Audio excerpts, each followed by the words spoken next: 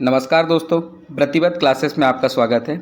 इस वीडियो में हमने मध्य प्रदेश असिस्टेंट प्रोफेसर परीक्षा में राजनीति विज्ञान विषय के अंतर्गत यूनिट 9 संबंधी अभ्यास प्रश्नों को समाहित किया है, जो आगामी परीक्षा में आपके लिए अत्यंत लाभकारी सिद्ध होंगे। तो चलिए इन्हीं प्रश्नों के साथ में अभ्यास आरंभ करते हैं। आज का पहला प्रश्न है, राज्य के महत्वपूर्ण तत्वों में शामिल नहीं है। ऑप्शन ए संप्रभुता, बी जनसंख्या, सी सरकार और डी कानून। सही उत्तर हो जाएगा ऑप्शन नंबर डी कानून। राज्य के महत्वपूर्ण तत्वों में शामिल तत्व होते हैं संप्रभुता, जनसंख्या, सरकार, और चौथा तत्व जो इसमें शामिल किया जाता है वो भूभाग होता है। कानून इसमें शामिल नहीं होता है। अगला प्रश्न है, राज्य पुनर्गठन आयोग की सिफारिश पर 14 राज्यों के साथ कितने संघ शासित प्रदेश का गठन किया गया था? आपको बताना है ऑप्शन ए 5, ऑप्शन बी 6, सी 7 और डी 8। दोस्तों इसका सही उत्तर हो जाएगा ऑप्शन नंबर बी 6। 14 राज्यों के साथ में 6 संघ शासित प्रदेशों का गठन किया गया था 1956 में। अगला प्रश्न है, संसद ने राज्य पुनर्गठन आयोग की सिफारिश को लागू करने के लिए कौन सा संशोधन अधिनियम पारित किया गया? ऑप्शन ए 5वां संशोधन अधिनियम, बी 6वां संशोधन अधिनियम, सी 7वां संशोधन अधिनियम और डी 8वां संशोधन अधिनियम। दोस्तों इसका सही उत्तर हो जाएगा ऑप्शन नंबर सी 7वां संशोधन अधिनियम। संसद ने राज्य पुनर्गठन आयोग की सिफारिश को लागू करने के लिए 7वां संशोधन अधिनियम पारित किया था। अगला प्रश्न है, 7वां संशोधन अधिनियम कब पारित किया गया? आपको सन बताना है। ऑप्शन ए 1952, बी 1953, सी 1954 और डी है 1955। सही उत्तर हो जाएगा ऑप्शन नंबर डी 1955। तो 7वां संशोधन अधिनियम जो लाया गया था राज्य पुनर्गठन आयोग की सिफारिश को लागू करने के लिए वो 1955 में आया था। अगला प्रश्न है, संविधान के अनुसार संसद को किसी राज्य को सृजित करने का अधिकार है, इसके लिए कौन सा कथन सत्य है? तो संसद को किसी राज्य को सृजित करने का अधिकार तो है, लेकिन इसमें कौन सा कथन असत्य है, कौन सा सत्य है आपको बताना है। तो इसमें सत्य कथन ढूंढना है। ऑप्शन ए कैबिनेट की मंजूरी जरूरी है, ऑप्शन बी इसके लिए राष्ट्रपति की सिफारिश की जरूरत होती है, सी इसके लिए राष्ट्रपति की सिफारिश की जरूरत नहीं होती है और डी इसके लिए केवल राज्य विधानमंडल विधान पारित करके राज्य का निर्माण कर सकता है। तो इसमें से कौन सा कथन सत्य है आपको बताना है। इसका सही उत्तर हो जाएगा ऑप्शन नंबर बी, इसके लिए राष्ट्रपति की सिफारिश की जरूरत होती है। यानी संविधान के अनुसार संसद को यदि किसी राज्य का सृजन करना है तो इसके लिए राष्ट्रपति की सिफारिश की आवश्यकता होगी। अगला प्रश्न है, स्वतंत्रता के पश्चात अस्थायी आधार पर अंतरिम राज्य श्रेणी ए, बी, सी और श्रेणी डी के अनुसार स्थापित किए गए। इसमें श्रेणी सी में कौन सा राज्य शामिल नहीं है? आपको बताना है कौन सा राज्य श्रेणी सी के अंतर्गत नहीं आता है। Option A Bhopal, B Ajmer, C Madhya Bharat और डी है कूच बिहार। दोस्तों इसका सही उत्तर हो जाएगा ऑप्शन नंबर सी मध्य भारत। श्रेणी सी के अंतर्गत जो राज्य थे उसमें शामिल थे भोपाल, अजमेर, बिलासपुर, कूच बिहार और कुर्ग। इसमें मध्य भारत नहीं आता था। अगला प्रश्न है, संविधान के भाग 1 में भारतीय संघ और उसके राज्य क्षेत्र के बारे में विस्तृत वर्णन किस अनुच्छेद में किया गया है? ऑप्शन ए अनुच्छेद 1 से लेकर 2 तक, बी अनुच्छेद 1 से 4 तक, सी अनुच्छेद 5 से 12 तक और डी अनुच्छेद 1 से 12 तक। इसका सही उत्तर हो जाएगा ऑप्शन नंबर बी अनुच्छेद 1 से लेकर 4 तक, जो कि संविधान के भाग 1 में है। भारतीय संघ और उसके राज्य क्षेत्र के बारे में विस्तार से वर्णन किया गया है। अगला प्रश्न है, संविधान के भाग 1 के अनुच्छेद 1 में वर्णन नहीं किया गया है, तो किस चीज़ का वर्णन नहीं है भाग 1 के अनुच्छेद 1 में? ऑप्शन ए है भारत अर्थात इंडिया राज्यों का संघ होगा, बी है राज्य और उनके राज्य क्षेत्र वे होंगे जो पहली अनुसूची में विनिर्दिष्ट है, सी भारत के राज्य क्षेत्र में अर्जित किए गए अन्य राज्य क्षेत्र समाविष्ट होंगे और डी राज्यों की सीमा का परिवर्तन संसद कर सकेगी। सही उत्तर हो जाएगा ऑप्शन नंबर डी राज्यों की सीमा का परिवर्तन संसद कर सकेगी। यह इसमें वर्णित नहीं है। इसके अलावा तीनों ऑप्शन यानी भाग 1 के अनुच्छेद 1 में भारत अर्थात इंडिया राज्यों का संघ होगा वर्णन किया गया है, राज्य और उनके राज्य क्षेत्र वे होंगे जो पहली अनुसूची में विनिर्दिष्ट हैं तथा भारत के राज्य क्षेत्र में अर्जित किए गए अन्य राज्य क्षेत्र समाविष्ट होंगे। अगला प्रश्न है, नए राज्यों का निर्माण और वर्तमान राज्यों के क्षेत्र सीमाओं या नामों में परिवर्तन संसद विधि द्वारा कर सकती है। यह किस अनुच्छेद में है? अनुच्छेद से संबंधित आपको जानकारी देना है। ऑप्शन ए है अनुच्छेद 368 के प्रयोजनों के लिए संविधान में संशोधन करने वाली विधि कहलाएगी। ऑप्शन बी है अनुच्छेद 368 के प्रयोजन के लिए संविधान में संशोधन करने वाली विधि नहीं समझी जाएगी। ऑप्शन सी है अनुच्छेद 370 की तरह उपयोग की जाएगी तथा ऑप्शन डी है इनमें से कोई नहीं।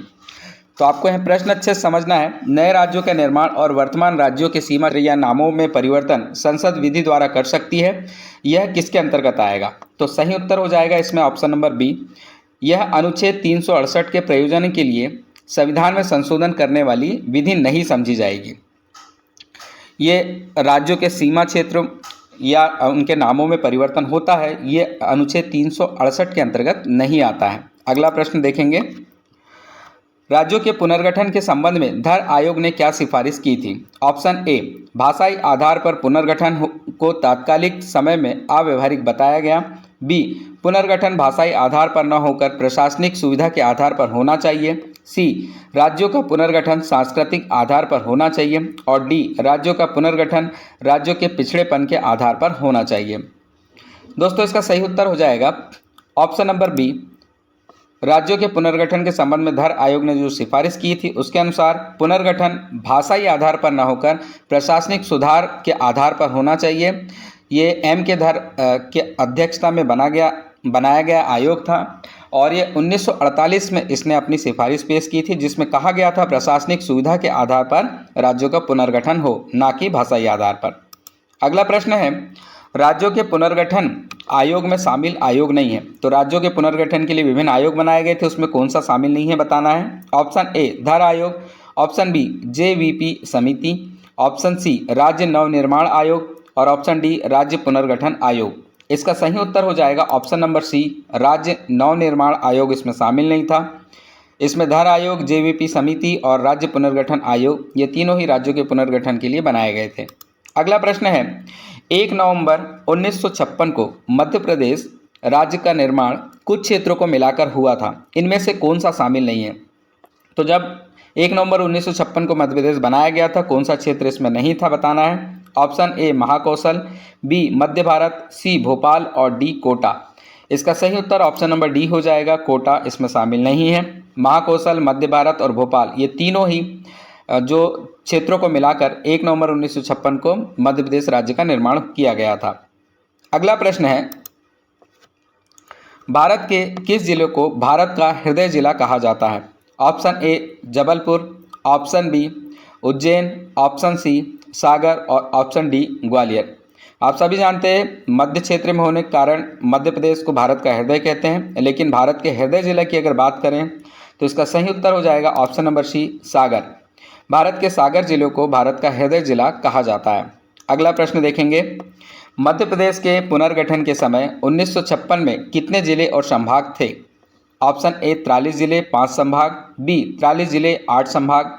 सी, 53 जिले और 10 संभाग। और डी है 55 जिले और 10 संभाग। दोस्तों, सही उत्तर हो जाएगा option number B. Madhya Pradesh के पुनर्गठन के समय 1956 में 43 जिले और 8 संभाग मध्य प्रदेश में थे। अगला प्रश्न है, किस जिले को पृथक कर 1972 में भोपाल को एक अलग जिला बना दिया गया? Option A, Vidisha. B, Raisen. C, Sehore. और डी, शाजापुर। इसका सही उत्तर हो जाएगा ऑप्शन नंबर सी, सीहोर। 1972 तक सीहोर की एक तहसील के रूप में भोपाल था, लेकिन 1972 के बाद में इसे पृथक करके एक नए जिले का नाम दिया गया, जिसे भोपाल जिला कहा गया। अगला प्रश्न देखेंगे, 1 नवंबर 2000 को मध्य प्रदेश से अलग करके छत्तीसगढ़ नया राज्य बनाया गया। इसमें कितने जिले और संभाग मध्य प्रदेश से अलग कर दिए गए? ऑप्शन ए, 14 जिले 4 संभाग। बी, 16 जिले 3 संभाग। सी, 18 जिले 5 संभाग। और डी, 14 जिले 3 संभाग। सही उत्तर ऑप्शन नंबर बी हो जाएगा। इसमें 16 जिले और 3 संभाग छत्तीसगढ़ राज्य को दे दिए गए और बाकी के जितने भी बचे थे वो मध्य प्रदेश में रहे, ये आप याद रखेंगे। अगला प्रश्न है, मध्य प्रदेश का नवीनतम संभाग कौन सा है? Option A, Shahdol. B, Ujjain. C, Chhindwara. और डी, रीवा। सही उत्तर हो जाएगा ऑप्शन नंबर ए, शहडोल। ये 2008 में बना था, उसके बाद से कोई नया संभाग नहीं बना है, तो मध्य प्रदेश का नवीनतम संभाग यहाँ शहडोल होगा। अगला प्रश्न है, मध्य प्रदेश के नवीनतम जिले में कौन सा शामिल नहीं है? तो मध्य प्रदेश में कुछ नए जिले बने हैं, उसमें कौन सा शामिल नहीं है आपको बताना है। ऑप्शन ए मऊगंज, बी पांढुर्ना, सी नागदा और डी मैहर। इसका सही उत्तर हो जाएगा ऑप्शन नंबर सी नागदा। पिछले वर्ष ही मऊगंज, पांढुर्ना और मैहर को नए जिले घोषित किया गया था। इस तरह से मध्य प्रदेश में 55 जिले हो गए हैं, नागदा इसमें शामिल नहीं है। अगला प्रश्न है, वर्तमान में मध्य प्रदेश में कितने जिले और संभाग हैं। ऑप्शन ए 52 जिले 13 संभाग, बी 55 जिले 10 संभाग, सी 52 जिले 10 संभाग और डी 55 जिले 12 संभाग। इसका सही उत्तर हो जाएगा ऑप्शन नंबर बी 55 जिले और 10 संभाग। वर्तमान में मध्य प्रदेश में 55 जिले और 10 संभाग हैं। अगला प्रश्न देखेंगे, अंग्रेजों के अधीन नर्मदा टेरिटरीज यानी नर्मदा सागर क्षेत्र में शामिल नहीं है। तो अंग्रेजों के अधीन जो क्षेत्र था जिसे नर्मदा टेरिटरीज कहा जाता था वो शामिल नहीं है, बताना है। Option A Seoni, B Damoh, C Hoshangabad और डी निमाड़। इसका सही उत्तर हो जाएगा ऑप्शन नंबर डी, अंग्रेजों के अधीन नर्मदा टेरिटरीज या नर्मदा सागर क्षेत्र में निमाड़ शामिल नहीं था। 1820 में अंग्रेजों के अधीन नर्मदा टेरिटरीज में नर्मदा सागर क्षेत्र के अंतर्गत जो क्षेत्र आते हैं उसमें मंडला, सिवनी, जबलपुर, नरसिंहपुर, होशंगाबाद, सागर और दमोह ये क्षेत्र इसमें शामिल हुआ करते थे। और इन्हें जबलपुर में जो कोलकाता के गवर्नर जनरल थे उनका एजेंट हुआ करता था, उसके अधीन में रखा गया था। अगला प्रश्न देखेंगे, 1857 के विप्लव के बाद कब औपचारिक रूप से मध्य प्रांत या केंद्रीय प्रांत की स्थापना की गई थी। तो 1857 का जो स्वतंत्रता संग्राम हुआ था उसके बाद औपचारिक रूप से मध्य प्रांत या केंद्रीय प्रांत की स्थापना की गई थी। कब की गई थी बताना है। ऑप्शन ए 1858 में, बी 1861 में, सी 1865 में और डी 1867 में। सही उत्तर हो जाएगा ऑप्शन नंबर बी 1861 में, यानी औपचारिक रूप से जो मध्य प्रांत या केंद्रीय प्रांत की स्थापना की गई थी वो 1861 में की गई थी। अगला प्रश्न है, निमाड़ क्षेत्र कब ब्रिटिश शासन के अधीन सम्मिलित कर लिया गया। ऑप्शन ए 1861, बी 1864, सी 1867 और डी 1870। इसका सही उत्तर हो जाएगा ऑप्शन नंबर सी 1867। निमाड़ क्षेत्र ब्रिटिश शासन के अधीन 1867 में सम्मिलित कर लिया गया था। अगला प्रश्न है, ब्रिटिश काल में बरार प्रांत की भौगोलिक स्थिति क्या थी। ऑप्शन ए सतपुड़ा और अजंता पर्वत श्रृंखला के मध्य, ऑप्शन बी सतपुड़ा और अरावली श्रृंखला के मध्य, सी चंबल और नर्मदा के मध्य त्रिकोणीय भाग और डी है विंध्याचल और अरावली श्रृंखला के मध्य। तो बरार प्रांत की भौगोलिक स्थिति आपको बताना है। सही उत्तर ऑप्शन नंबर ए हो जाएगा। बरार प्रांत जो था सतपुड़ा और अजंता पर्वत श्रृंखला के मध्य वाला जो क्षेत्र था उसे बरार प्रांत कहा जाता था। अगला प्रश्न देखेंगे, किस समय सेंट्रल प्रोविंस और बरार प्रांत का विलय करके सेंट्रल प्रोविंस एंड बरार का गठन किया गया। तो पहले सेंट्रल प्रोविंस और बरार प्रांत अलग अलग थे, इनका विलय करके सेंट्रल प्रोविंस एंड बरार क्षेत्र का गठन किया गया। ये कब किया गया बताना है। ऑप्शन ए 1853, बी 1903, सी 1919 और डी 1936। इसका सही उत्तर हो जाएगा ऑप्शन नंबर डी 1936। तो 1936 में सेंट्रल प्रोविंस और बरार प्रांत को मिला दिया गया और उसके बाद में सेंट्रल प्रोविंस एंड बरार का गठन किया गया था। अगला प्रश्न है, 1956 में मध्य प्रदेश के पुनर्गठन के समय मध्य प्रदेश के मुख्यमंत्री कौन थे। Option A Pandit Ravishankar Shukla, B Takhtamal Jain, C Kanishk जो खिलचीपुर के महाराज थे और डी जीवाजी राव सिंधिया। दोस्तों इसका सही उत्तर हो जाएगा option number B Takhtamal Jain. 1956 में मध्य प्रदेश के पुनर्गठन के समय जो मध्य भारत के क्षेत्र था उसके मुख्यमंत्री जो थे वो तख्तमल जैन थे। अगला प्रश्न देखेंगे, विंध्य प्रदेश 1948 के गठन के पश्चात इसकी राजधानी क्या बनाई गई थी। Option A Naugaon Chhatarpur, option B Orchha, option C Rewa और ऑप्शन डी सतना। दोस्तों सही उत्तर हो जाएगा option number C Rewa. Vindhya Pradesh 1948 के गठन के पश्चात इसकी राजधानी जो बनाई गई थी वो रीवा थी।